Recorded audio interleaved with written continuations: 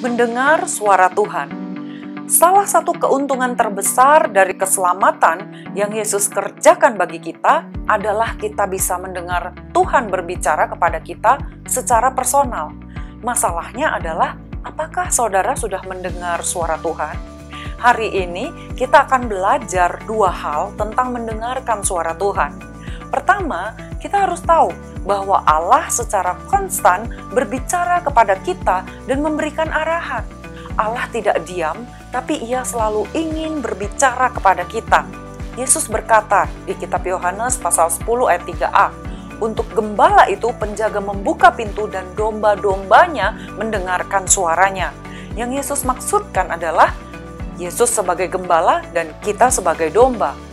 Banyak orang Kristen bertanya-tanya karena ternyata mereka tidak dapat mendengarkan suara Tuhan seperti pernyataan Yesus itu. Penjelasannya begini, tanpa kita sadari, kita menerima gelombang yang dipancarkan atau ditransmisikan oleh stasiun radio dan televisi selama 24 jam dalam sehari dan 7 hari dalam seminggu. Dan siaran itu hanya dapat kita dengarkan dengan jelas saat kita in tune dengan gelombang radio atau televisi itu. Demikian juga halnya dengan Allah. Dia secara konstan mentransmisikan suaranya kepada kita domba-dombanya. Tetapi tidak semua yang in tune dengan gelombangnya Tuhan. Alkitab mencatat suara Tuhan ada dalam ketenangan, bukan dalam kesibukan. Ketenangan di mana saat telinga rohani kita bisa in tune dengan gelombangnya. Suara Tuhan itu ada dalam angin sepoi-sepoi basah, seperti tertulis dalam 1 Raja-Raja 19 ayat 12.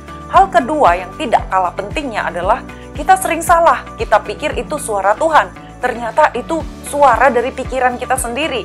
Kitab Yohanes 4 ayat 24 katakan Allah itu roh dan barang siapa menyembah Dia harus menyembah di dalam roh dan kebenaran. Maksudnya, komunikasi dengan Allah itu adalah komunikasi antar roh dengan roh. Ketika Allah berbicara kepada kita, seringkali tidak dalam perkataan audible, tetapi dalam pemikiran dan impresi. Salah satu ciri bahwa Allah telah mengimpresi roh kita adalah kita akan berkata, saya tahu sekarang, Tuhan ingin saya melakukan ini dan itu.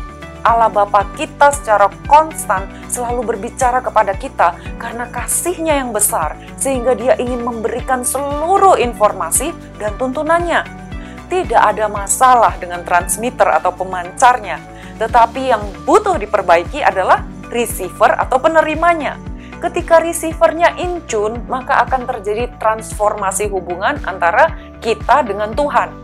Mari secara konstan kita in tune dengan gelombangnya Tuhan. Tuhan Yesus memberkati.